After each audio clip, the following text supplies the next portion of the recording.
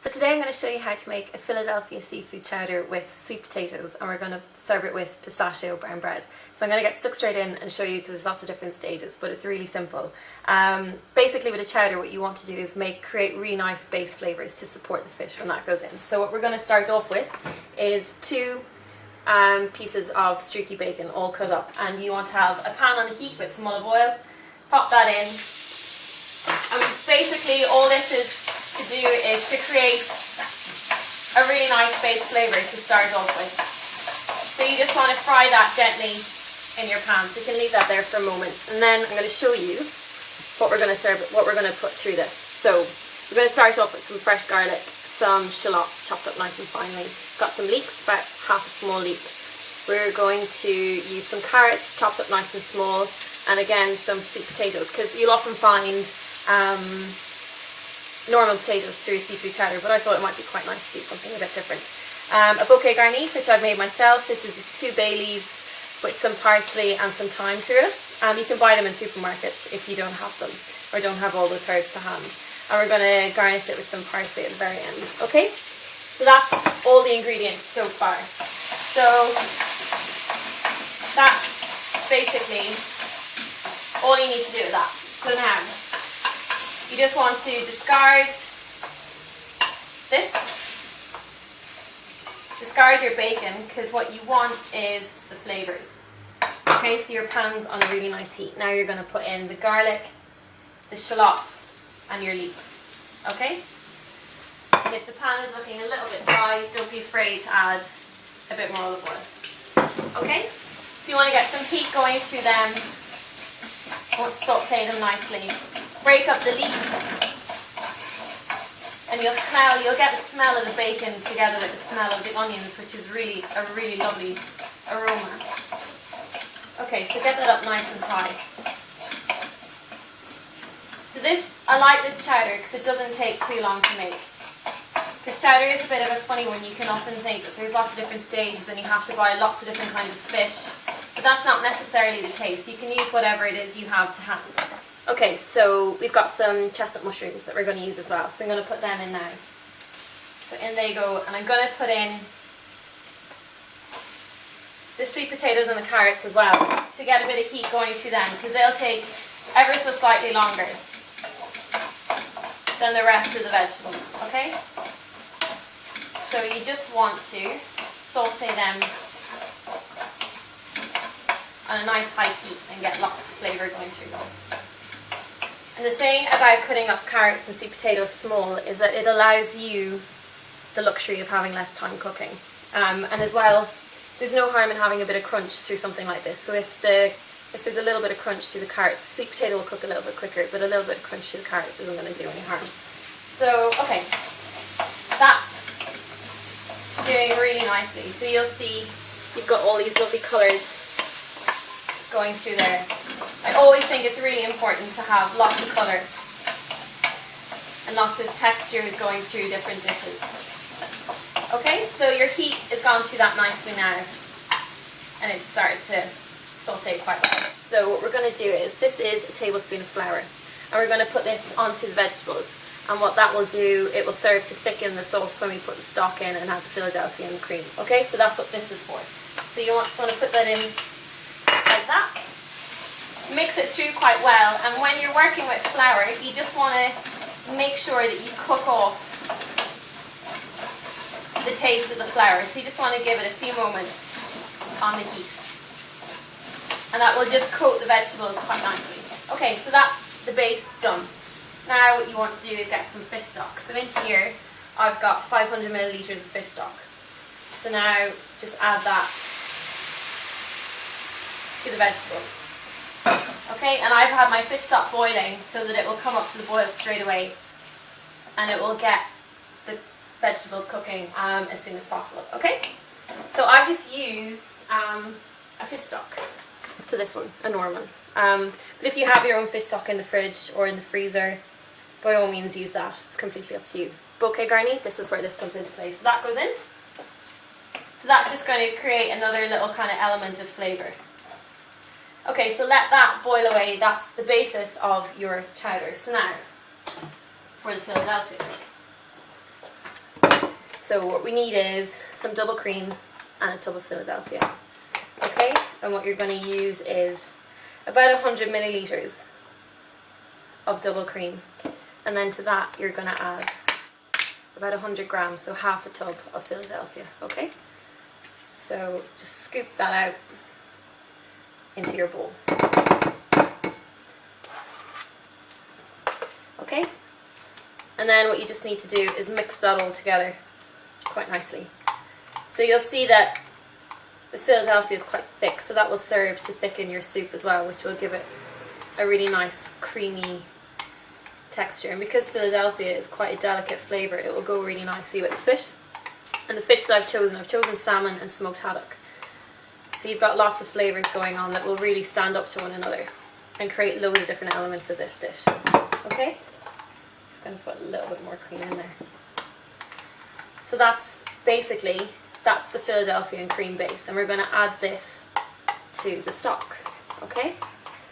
So that's boiling away, and it won't take that long. Okay? That's your base. So your fish.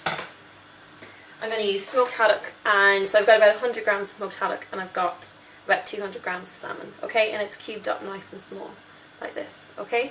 So that again, it's going to serve to allow you to have not as much time standing over the cooker, because fish cooks quite quickly anyway. So let's get this down on a bit of a lower heat. That's bubbling away quite heavily now. And you're going to put in your fish. Again, this is going to cook really, really quickly. You'll see as soon as, especially the salmon, as soon as it hits the hot water, you'll see it will start to turn kind of a lighter pink. Okay? And now at this stage, we're going to put in the cream and Philadelphia mixture as well. Okay? So this is what you're going to end up with, quite a thick mixture, but that's okay. So pop that in there too, because you want to simmer all the flavours together to combine it all really well. Okay, now, so that's in there. At this stage, you want to put a griddle pan on the heat. So I'm going to put this on here, because to garnish this, we're going to char grill a scallop, okay? Just to make it really special. So you want to stir that all through, and you'll see it's going to start turning this really lovely white colour, okay? And you'll see the greens of the leeks and the lovely oranges all throughout that. Okay, so you want to put that on a nice high heat and get the heat all the way through that so your fish is cooking really nicely. Okay?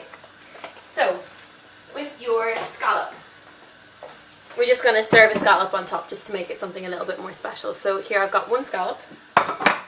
If you just, instead of putting oil in your griddle pan, oil your scallop. So just some olive oil on there, okay? And what you want is a really, really hot griddle pan. The scallops really don't take that much time. They really, really quickly cook really quickly. Okay, so that's doing really well. It's coming up to the boil, and your fish will be cooking away. Now, what I've made to serve with this is some brown bread, but I've put some pistachio nuts through it just to create something a little bit different and to give it a bit of a modern twist, because I think brown bread is such a nice thing. You can actually do so much with it, and I thought the pistachio would be a really nice addition to the fish. So that's how it looks all on top. I've decorated all the top with pistachio nuts, so you've got this gorgeous green colour, and I've got pistachio nuts through there as well, and I've put through some sunflower seeds as well, just to give it a bit of texture. Okay, so what you can do with your bread is have that sliced so that it's ready to go. So you can see things are kind of starting to come together bit by bit. It's just different stages, and with these kind of things, recipes can look quite long and complicated, but if you just read through them, they're not as daunting as they often seem. Okay? So, your scallop. And you can hear that sizzle, that's what you're hoping for. So pop that on there. And this is bubbling away really nicely. And what you can do to check if your fish is cooked, just take out a bit of salmon. Okay? So, drain that off. It's got a bit of salmon here. Just cut through it and you'll see it's nice. It's almost the same colour on the inside as it is on the outside. So then you'll know that your fish is cooked. So that's your seafood chowder completely done. So at this point what you need to do is just taste it and see how much salt you're going to need. Because remember, when you use stock, there's a lot of salt in stock. Yum. Okay, not that much, it's quite salty. So just a small pinch of salt. Okay? And that is basically your chowder ready to go. You can take out your bouquet garni. That's finished with. Turn over your scallop, don't forget. Your scallop is cooking away. Scallops only take 2 minutes on either side, okay? And with your chowder, this is what you're looking for. Okay? So creamy, and it just has a nice amount of thickness, not too much, just enough. So garnishing at the end, we've got some chopped parsley. This is about 4 or 5 sprigs of parsley all chopped up. And if you're not confident chopping, get out a scissors. It's no big deal. Just do whatever it is that makes it easier for you. Okay, so that's going to go in there, and we're going to stir that all the way through. Okay, so that's it. That's your chowder. Your scallop is done. That's what you're looking for. It's kind of smoky, but you can see some nice colour on the outside. Okay, so now time to plate up. I'm going to serve this in quite an unusual way. I'm going to serve it in a jam jar. Because I love all the different colours that go through a chowder, and I think it's a shame for them to be wasted in a bowl. So I've got this. So let's see, what did I do with my ladle? So you want to get a nice bit of everything in there, okay? So in goes your seafood chowder. And the smell of this is so lovely. The delicate kind of flavour that comes from the Philadelphia works really nicely with the fish. Okay. This will serve about 3 people. Okay? So that's that. Then get your brown bread. Serve your brown bread on the side, like so. And then with your scallop, all you want to do is place that on top so that it's floating. And then you just want to get a little sprig of parsley, like so. And let's see if I can show you this a little bit better. Ooh. Okay, so that's your seafood chowder with sweet potatoes and pistachio brown bread. Really simple. That took 12 minutes, so no excuses. Enjoy.